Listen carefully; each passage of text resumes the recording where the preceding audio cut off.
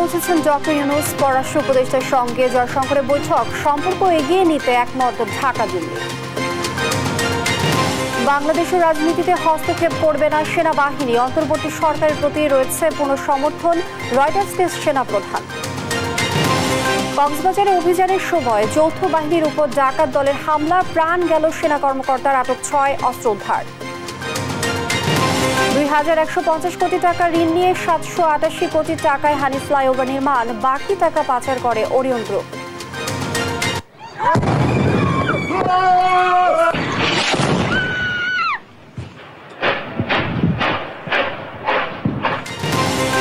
এবং লেবাননে ইসরায়েলের হামলায় প্রাণহানি বেড়ে 492, আহত সহস্রাধিক মানুষ, পাল্টা রকেট ছুঁড়েছে হিজবুল্লাহ।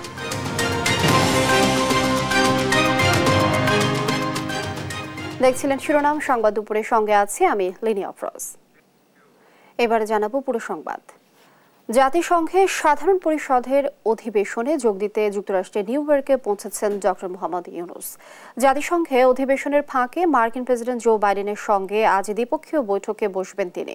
এর আগে সোমবার ভোরে কাতার এয়ারলাইন্সের একটি ফ্লাইটে নিরাপত্তা, গণমাধ্যম সহ সব মিলে 57 জন সফর সঙ্গী নিয়ে হজরত শাহজালাল আন্তর্জাতিক বিমানবন্দর ছেড়ে যান ডক্টর ইউনূস। 27 সেপ্টেম্বর সাধারণ অধিবেশনে ভাষণ দেবেন তিনি। এছাড়া নেদারল্যান্ডস, পাকিস্তান, নেপাল, ইউরোপীয় কমিশন প্রধান, যুক্তরাষ্ট্রের পররাষ্ট্রমন্ত্রী সহ উচ্চ পর্যায়ের ব্যক্তিদের সঙ্গে তার বৈঠক করার কথা রয়েছে।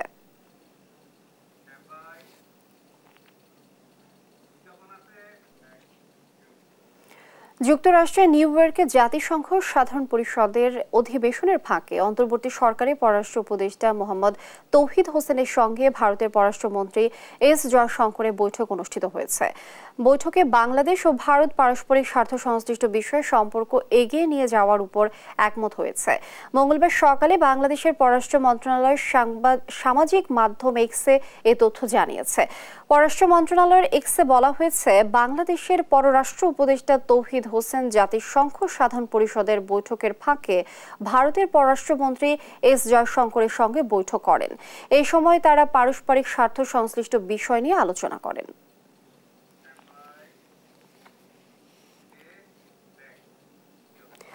বাংলাদেশের রাজনীতিতে হস্তক্ষেপ করবে না সেনাবাহিনী, যতই বাধা আসুক ডক্টর ইউনূসের নেতৃত্বাধীন অন্তর্বর্তী সরকারের পাশে থাকার প্রতিশ্রুতি দিয়েছেন সেনাপ্রধান জেনারেল ওয়াকারুজ্জামান। সোমবার বার্তা সংস্থা রয়টার্সকে দেয়া সাক্ষাৎকারে তিনি এ কথা জানান। বলেন, অন্তর্বর্তী সরকার বাংলাদেশ সংস্কারে যে উদ্যোগ নিয়েছেন তাতে সব সময় পাশে থাকবেন। এছাড়াও আগামী 18 মাসের মধ্যে যেন নির্বাচন হতে পারে সেজন্য এই সরকারকে সহায়তার প্রতিশ্রুতি দিয়েছেন জেনারেল ওয়াকারুজ্জামান।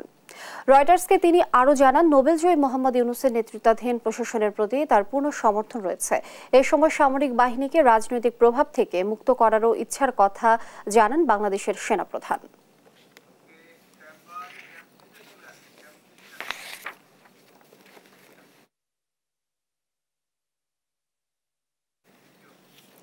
হানি ফ্লাইওভার নির্মাণে 2150 কোটি টাকা ঋণ নেয় ওরিয়ন গ্রুপ, কিন্তু প্রকল্পে খরচ হয় 788 কোটি টাকা।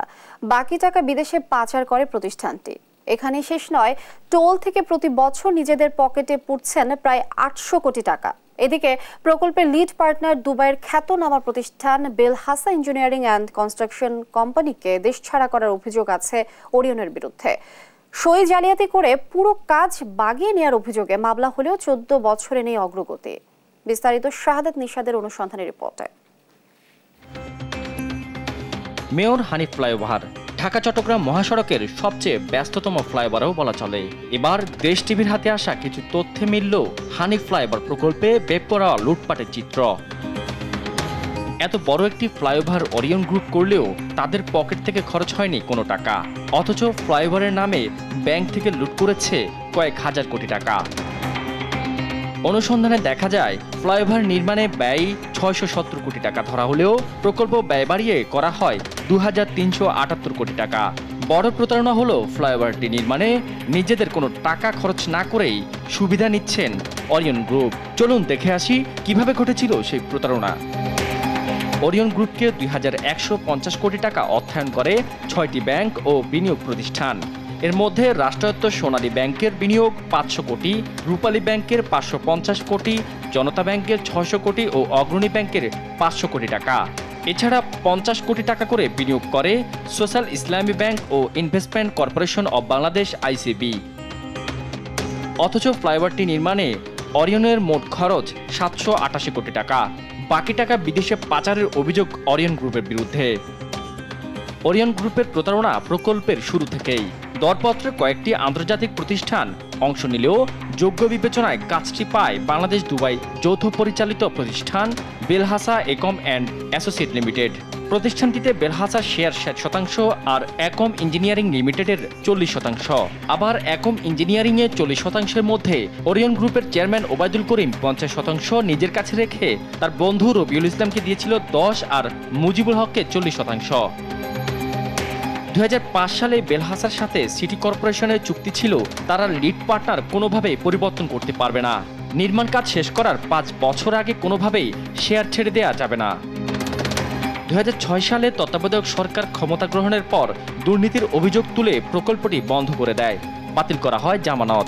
2010 সালের 23 জুন আবারও ফ্লাইওভারটি নির্মাণের কাজ উদ্বোধন করেন শেখ হাসিনা। তবে এর আগেই কৌশলে বেলহাসা ইঞ্জিনিয়ারিং অ্যান্ড কনস্ট্রাকশনকে বের করে দেয় অরিয়ন গ্রুপের একম। জালিয়াতি করে বেলহাসার শেয়ার হাতিয়ে নেয় ওবায়দুল করিম ও তার পরিবার। ওরিয়ন ইনফ্রাস্ট্রাকচার নামে আলাদা কোম্পানি করে প্রকল্পটি বাস্তবায়ন করে ওরিয়ন। একই সাথে সইজাল করে শেয়ার জালিয়াতির অভিযোগে ওবায়দুল করিমের বিরুদ্ধে আদালতে মামলা করে বেলহাসা। অভিযোগ আছে ফ্লাইওভারের কার্যাদেশ পাওয়ার পর ওরিয়ন বেলহাসা বাদেও অন্যান্য শেয়ার হোল্ডারদের একে একে তাড়িয়ে দেয় রাজনৈতিক প্রভাব খাটিয়ে। প্রথমে হামলা মামলা করে বড় শেয়ার হোল্ডার মুজিবুল হককে দেশ ত্যাগে বাধ্য করে। একই সাথে ছেলে সালমান করিম ও জামাই মেহেদি হাসানের নামে জালিয়াতির মাধ্যমে সব শেয়ার হস্তান্তর করে। শাহাদাত নিশাত, দেশ টিভি, ঢাকা। সম্প্রতি ঢাকা বিশ্ববিদ্যালয়ে গণপিটুনিতে ছাত্র হত্যার ঘটনা ঘটে। ভাত খাইয়ে তারপর হত্যা করা হয় তোফাজ্জলকে। পিটিয়ে হত্যার ঘটনা ঘটেছে চট্টগ্রামেও, তবে মারার ধরন ভিন্ন। গান গাইতে গাইতে পিটিয়ে হত্যা করা হয় শাহাদাত নামে এক যুবককে। ঘটনাটি 14 আগস্টের হলেও বিষয়টি জানাজানি হয় কয়েকদিন আগে। সহকর্মী একেম নাজিমের পাঠানো তথ্যচিত্রে ডেস্ক রিপোর্ট। এভাবেই গানের সুরে সুরে প্রকাশ্যে নির্যাতন করা হচ্ছে একজনকে। এমনকি যুবকের দেহটি নিথর হয়ে গেলেও উৎসব থামেনি হত্যাকারীদের। গেল 13 আগস্ট রাতে চট্টগ্রাম নগরীর 2 নম্বর গেট এলাকায় শাহাদত নামে এই যুবকের ওপর চলে এমন অমানসিক নির্যাতন। পরে 14 তারিখ শাহাদতকে ফেলে দেয়া হয় প্রবর্তক মোড়ে মেডিকেলের পাশেই। সেখানে 5 ঘন্টা পড়ে থাকলেও তাকে নেওয়া হয়নি হাসপাতালে, যার পরিণতি অকাল মৃত্যু। সন্তানকে হারিয়ে পাগল প্রায় মা। অন্যের বাসায় কাজ করে সংসার চালান তিনি। নগরীর ফলমন্ডি এলাকার ব্রয়লার কলোনিতে স্ত্রী, বোন আর মাকে নিয়ে থাকতো শাহাদত। ওর বন্ধুরা আমাদের এখানে আসি ওকে দাওয়াত দিয়ে নিয়ে গেছে। আগের দিন নিয়ে গেছে, পরের দিন আমরা লাশ পাইছি। এরকম কেন মারবে? এরকম সরকার করে কেন মারবে? এটি বিচার চাই সরকারের কাছে। কি কারণে সেদিন তার উপর এমন বর্বরতা চলে তা এখনো জানে না কেউ। এ ঘটনায় ক্ষুব্ধ এলাকাবাসী। বন্ধুদের সাথে কি হয়েছে আমরা জানি না। বন্ধুরা তাকে ওখানে মারধর করতেছে, ছাত্ররা বলছে কি কি কি বলতেছে, যখন বললো বলতেছে মোবাইল চোর। আমরা একটা মানুষ মনে করে আপনারা ধরেন নাই না, এটা কারা ফালাইছে এটা আমরা বলতে পারছি। প্রাইভেট কার থেকে ফালা দিয়ে গেছে। জড়িতদের খুঁজে বের করার কাজ চলছে বলে জানান পুলিশ কর্মকর্তা। ইতিমধ্যে যে ভিডিওটি ভাইরাল হয়েছে, আমরা সেটা নিয়ে কাজ করতে গিয়ে দেখতে পাই যে এই বডিটি, এই শাহাদত হোসেন আসলে ওই ভিকটিম যাকে গান গিয়ে পেটানো হচ্ছে, এবং এটি শনাক্ত করেছেন ভিকটিমের স্ত্রী শারমিন। এটা নিয়ে আমরা ইতিমধ্যেই পর্যালোচনা করছি, বিশ্লেষণ করছি। এখানে এই ঘটনায় যারা জড়িত রয়েছে তাদেরকে শনাক্ত করার চেষ্টা চলছে এবং তাদেরকে অতি দ্রুতই আমরা আশাবাদী যে আইনের আওতায় নিয়ে আসতে সক্ষম হব। আইন নিজের হাতে তুলে নিয়ে এসব হত্যাকাণ্ডে জড়িতদের দৃষ্টান্তমূলক বিচারের দাবি এলাকাবাসীর। তা না হলে সমাজে এর বিরূপ প্রভাব পড়বে বলছেন সচেতন মহল। নিউজ ডেস্ক, দেশ টিভি। বিশ্বকাপ খেলতে যাওয়ার আগে আনুষ্ঠানিক সংবাদ সম্মেলন করছেন নারী দলের অধিনায়ক নিগার সুলতানা জ্যোতি। আমরা সরাসরি চলে যাচ্ছি সেখানে।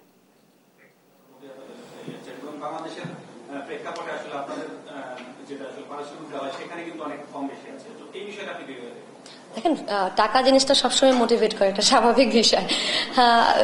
এটা অনেক ভালো, আমি বলবো যে এটা গ্রেট ইনিশিয়েটিভ বাই আইসিসি, কারণ এতে করে দেখা যাচ্ছে অ্যাটলিস্ট আইসিসি তো বৈষম্য করতেছে না, এটা খুব ভালো একটা বিষয়, এটা খুবই ভালো। এবং আমাদের মেয়েদের ক্রিকেটে বলবো যে অনেক জায়গায় দেখছি যে অনেক অনেক বেশি পরিবর্তন হচ্ছে, বাংলাদেশেও হচ্ছে। সোফার এটা বলবো যে পুরো টিমকে কিন্তু অন্যরকম একটা জাস্ট না, ভালো করলে একটু ভালো কিছু পাওয়ার সম্ভাবনা আছে। সো এদিক থেকে বলবো যে হ্যাঁ এটা ভালো লাগতেছে, নট অনলি আমাদের জন্য, সবার জন্য আসলে এটা ভালো লাগার বিষয়। লাস্ট কোশ্চেন মনি ভাই, ওয়ার্ল্ড কাপের ম্যাচ জয় নিয়ে একটা অতিথি আছে আপনারা, জি ছেলেদের ক্রিকেট থেকে আপনি বাংলাদেশের ক্রিকেটে ছেলেদের ক্রিকেটে আপনার একটা জায়গায় এগিয়ে আছেন যে আপনাদের ট্রফি আছে, একটা ট্রফি আছে, এটা একটা ক্লাস মার্কেট, একটা কনফিডেন্স আপনাদের ক্রিকেটে। আমার প্রশ্ন হচ্ছে যে ছেলেদের ক্রিকেটে বাইলেটারাল সিরিজে তারা অনেক ভালো খেলে সিরিজ জিতলে, কিন্তু টুর্নামেন্ট সবসময় স্ট্রাগল করে, টুর্নামেন্ট স্ট্রাগল করার অনেকগুলি পয়েন্ট আছে আমাদের ক্যাপ্টেন বা সিনিয়র ক্রিকেটার প্রায় বলে, তারা স্বীকার করে যে টুর্নামেন্টে গেলে আমরা জিনিসটা কন্টিনিউ করতে পারি না আমাদের পক্ষে। তো আপনারা কি এই জায়গাটা নিয়ে ভাবেন যে বাইলেটারাল সিরিজ আর টুর্নামেন্টের মধ্যে ডিফারেন্স, যেটা যে টুর্নামেন্টে 4টা অপোনেন্ট 4 রকম ভাবে প্ল্যান করতে হচ্ছে, 4টা গেম দেন, 4টা একাদশ আপনাকে ভাবতে হচ্ছে, এই যে ডিফারেন্সটা একটা বাইলেটারাল সিরিজ আর টুর্নামেন্ট বড় টুর্নামেন্ট, এটা নিয়ে আপনাদের আলাদা কাজ আছে বা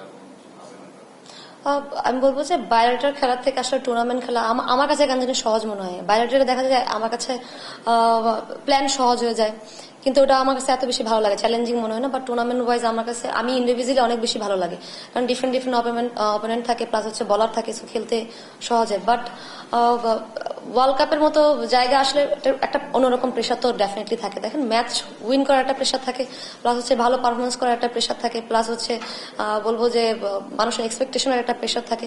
বাট যতটা এটা কম চিন্তা করা যায় তত ভালো। মেন্স ক্রিকেট বলেন, উইমেন্স ক্রিকেট বলেন, সব জায়গাতে এই জিনিসটা আমি শুনি যে আইসিসির বড় বড় ইভেন্টগুলোতে যে বড় বড় টিমগুলো আসলে খেয়ে হারিয়ে ফেলে, বাট সেটা বাইরেটারে হয় না, কারণ বাইরেটারে থাকে ওইরকম একটা প্রেশার থাকে না যে আমরা তো চিনি, বা একটা ম্যাচ খেলার পরে কিন্তু একটা ধারণা চলে আসে, একটা বলারের সম্পর্কে ধারণা আসে বা একটা ব্যাটারের সম্পর্কে। বাট তবুও আমার কাছে মনে হয় যে টুর্নামেন্ট খেলাটা আমার কাছে সহজ লাগে, আমি জানি না কেন। দর্শক, বিশ্বকাপ খেলতে যাওয়ার আগে আনুষ্ঠানিক সংবাদ সম্মেলন করছেন নারী দলের অধিনায়ক নিগার সুলতানা জ্যোতি। আমরা এতক্ষণ যুক্ত ছিলাম সেখানে। আতঙ্ক কাটিয়ে চেনা ছন্দে ফিরেছে পার্বত্য জেলার রাঙামাটি। থমথমে পরিস্থিতি কাটিয়ে ধীরে ধীরে স্বাভাবিক হতে শুরু করেছে পরিস্থিতি। গত রোববার 144 ধারা প্রত্যাহারের পর অনেকটাই স্বাভাবিক জনজীবন। পরিবহন ধর্মঘট প্রত্যাহারের পর স্বাভাবিক হয়ে এসেছে শহরের পরিস্থিতি। আজ সড়কে বেড়েছে যান চলাচল, ছেড়ে যাচ্ছে দূরপাল্লার যাত্রীবাহী বাস ও পণ্যবাহী ট্রাক। সাজেকে আটকে পড়া 1,500 পর্যটক মঙ্গলবার সকাল 8টায় খাগড়াছড়ির উদ্দেশ্যে রওনা করেছেন। এদিকে প্রায় স্বাভাবিক পরিস্থিতি বিরাজ করছে খাগড়াছড়িতেও। খুলেছে দোকানপাট, চলছে ছোট বড় যান। স্বাভাবিক পরিস্থিতি বান্দরবানেও।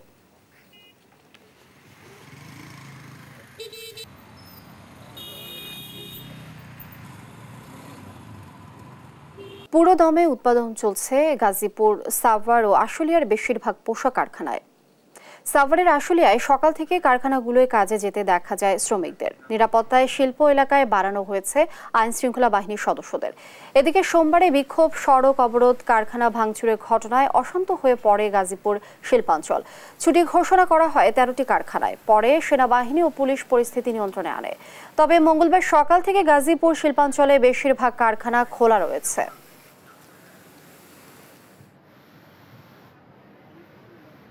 কক্সবাজারে যৌথ বাহিনীর অভিযানের সময় নিহত হয়েছেন সেনা কর্মকর্তা লেফটেন্যান্ট তানজিম সারোয়ার। গতরাতে 12টার দিকে গোপন সংবাদের ভিত্তিতে যৌথ বাহিনীর 39 এসটি ব্যাটালিয়নের দল সন্ত্রাসীদের বিরুদ্ধে অভিযান চালায়। সন্ত্রাসীরা সেনাবাহিনীর উপস্থিতি টের পেয়ে ছত্রভঙ্গ হওয়ার চেষ্টা করলে লেফটেন্যান্ট তানজিম 2 সন্ত্রাসীকে চ্যালেঞ্জ করেন। এই সময় সন্ত্রাসীরা তাকে লক্ষ্য করে গুলি ছোড়ে এবং তার ঘাড়ে ছুরিকাঘাত করে। এতে তিনি গুরুতর আহত হন। পরে তাকে দ্রুত চকরিয়া খ্রিস্টান হাসপাতালে নিয়ে যাওয়া হলে রামু CMH-এ স্থানান্তর করা হয়। সেখানে ভোর 5:40 কর্তব্যরত চিকিৎসক তাকে মৃত ঘোষণা করেন।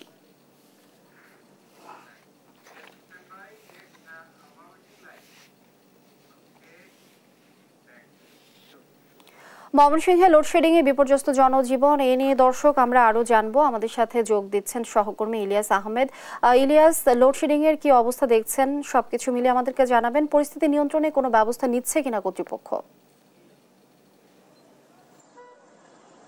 প্রচণ্ড তাপদাহের মধ্যে ঘন ঘন লোডশেডিং একেবারেই অস্থির হয়ে উঠেছে ময়মনসিংহের জনজীবন, যার কারণে আমরা লক্ষ্য করেছি যে বিশেষ করে শিশু যারা রয়েছেন তারা কিন্তু অনেকেই অসুস্থ হচ্ছেন এবং হাসপাতালগুলোতেও কিন্তু শিশু রোগীর সংখ্যা বেড়েই চলেছে। আমরা এই বিষয়টি নিয়ে কর্তৃপক্ষের সঙ্গে কথা বলেছিলাম। তারা বলছেন যে ময়মনসিংহের অঞ্চলে অর্থাৎ ময়মনসিংহ বিভাগের 6 জেলার মধ্যে কিন্তু বিদ্যুতের চাহিদা হচ্ছে 1350 মেগাওয়াট এবং সেই 1350 মেগাওয়াটের স্থলে কিন্তু আসলে সরবরাহ করতে পারছেন 900 থেকে 1000 মেগাওয়াট, অর্থাৎ বাকিটুকু কিন্তু লোডশেডিং হচ্ছে, যার কারণে কিন্তু একেবারেই জনজীবনে যে হাসপাস অবস্থা সেটি কিন্তু নেমে এসেছে। অর্থাৎ বিগত কয়েকদিন ধরেই প্রচণ্ড গরমের মধ্যে লোডশেডিং মানুষকে কিন্তু একেবারেই অস্থির করে নিয়েছে। আমরা এই বিষয়টি নিয়ে যারা বিদ্যুৎ বিভাগে রয়েছেন তাদের সঙ্গে কথা বলেছিলাম। তারা বলছেন যে প্রচণ্ড গরমের কারণেই কিন্তু তাদের লোডশেডিং দিতে হচ্ছে, অর্থাৎ সরবরাহের তুলনায় চাহিদা বেশি থাকায় ময়মনসিংহ অঞ্চলে লোডশেডিং হচ্ছে, সেই বিষয়টি কিন্তু তারা আমাদেরকে জানিয়েছেন। অর্থাৎ তারা বলছেন যে যদি এই তাপদাহ না কমে, অর্থাৎ বৃষ্টি না হলে লোডশেডিংয়ের যে পরিমাণ সেই লোডশেডিং কিন্তু নিয়ন্ত্রণে আনা কোনোভাবেই সম্ভব নয়, সেই বিষয়টি তারা বলছিলেন। আমরা দেখেছি গতকালকেও ময়মনসিংহের রাতে কিন্তু আমরা দেখেছি ময়মনসিংহে কিছুটা বৃষ্টি হয়েছিল এবং সকাল থেকেই প্রচণ্ড রৌদ্র, অর্থাৎ মানুষ কিন্তু প্রয়োজন ছাড়া ঘর থেকে অনেকেই কিন্তু বের হচ্ছে না এবং চিকিৎসকরা বলছেন যে বিশেষ করে শিশু রোগীদের সংখ্যা কিন্তু ময়মনসিংহ মেডিকেল কলেজ হাসপাতালের শিশু ওয়ার্ডে প্রতিনিয়তই বাড়ছে। প্রচণ্ড গরমের কারণে অনেকেই ঠান্ডা এবং নিউমোনিয়ায় আক্রান্ত হয়ে কিন্তু তারা ময়মনসিংহ মেডিকেল কলেজ হাসপাতালে ভর্তি হচ্ছেন। অর্থাৎ চিকিৎসকরা পরামর্শ দিয়েছেন শিশুরা যেন ঠান্ডাযুক্ত জায়গায় থাকে এবং পাতলা কাপড় যেন শিশুদেরকে পরানো হয়, সেই বিষয়টি কিন্তু তারা পরামর্শ দিয়েছেন। এবং বিশেষ করে বলা যায় যে এই লোডশেডিংয়ের কারণে আমরা দেখেছি দিন এবং রাত মিলিয়ে কিন্তু 7 থেকে 8 বার এবং 10 বারের অধিকও কিন্তু লোডশেডিং হচ্ছে, যেটি আগে হয়নি। অর্থাৎ এই অবস্থা থেকে পরিত্রাণের দাবি কিন্তু জানিয়েছেন এবং আমরা দেখি বিদ্যুৎ বিভাগ বলছেন যে কিছুদিন আগে তারা বলছিলেন যে লাইন সংস্কার করে লোডশেডিং কিছুটা নিয়ন্ত্রণে আনা যায় কিনা, সেই বিষয়টি কিন্তু তারা চেষ্টা করছিলেন। অর্থাৎ অতিরিক্ত গরমের কারণে তারা কিন্তু সেই কাজটি করতে পারেননি। অর্থাৎ তারা বলছেন যে যদি এই দিনের অবস্থা আসলে স্বাভাবিক না হয় তাহলে এই যে লোডশেডিংয়ের মাত্রা সেটি কিন্তু কোনোভাবে কমানো সম্ভব নয়। হয়তো আমরা এই বিষয়টি নিয়ে কৃষি বিভাগের সঙ্গে কথা বলেছিলাম, তারা বলছেন যে আবহাওয়ার অনুকূলে আসলেই সব কিছুই স্বাভাবিক হবে, সেই বিষয়টি কৃষি বিভাগ থেকে আমাদেরকে জানানো হয়েছে। এই ছিল আমার কাছে ময়মনসিংহ থেকে লোডশেডিংয়ের কারণে যে মানুষের জীবনের যে হাসপাস অবস্থা তা নিয়ে সর্বশেষ তথ্য। ইলিয়াস, আপনাকে ধন্যবাদ। দর্শক, ময়মনসিংহ থেকে যুক্ত ছিলেন সহকর্মী ইলিয়াস। তীব্র গরমে ঢাকার লালমনিরহাটবাসী, এ নিয়ে আরো জানাতে যুক্ত হচ্ছেন সহকর্মী জামাল বাদশাহ। জামাল বাদশাহ, আপনি জানাবেন যে এই পরিস্থিতি জনজীবনে কতটা প্রভাব ফেলছে?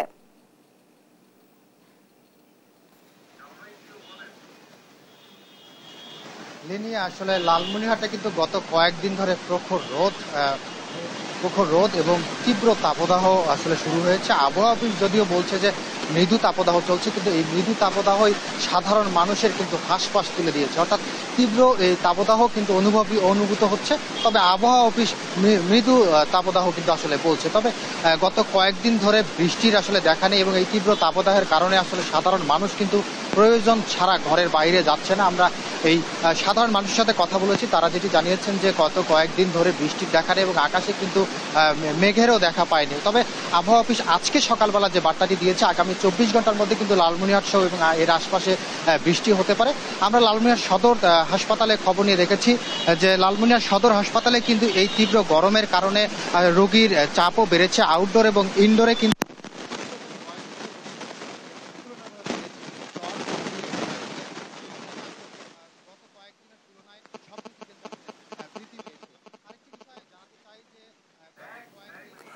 জামাল বাদশাহ, অসংখ্য ধন্যবাদ আপনাকে আমাদের সঙ্গে যুক্ত হবার জন্য। দর্শক, আমাদের সঙ্গে যুক্ত ছিলেন লালমনিরহাট থেকে সহকর্মী জামাল বাদশাহ। ময়মনসিংহের মুক্তাগাছা শহীদ স্মৃতি সরকারি কলেজের অধ্যক্ষ ইদ্রিস আলী সহ 3 শিক্ষকের বিরুদ্ধে নানা অনিয়ম দুর্নীতির অভিযোগ উঠেছে। গেল 5 বছরে ভর্তি ও ফর্ম পূরণ খাতে তারা হাতিয়ে নিয়েছে 2 কোটি টাকা।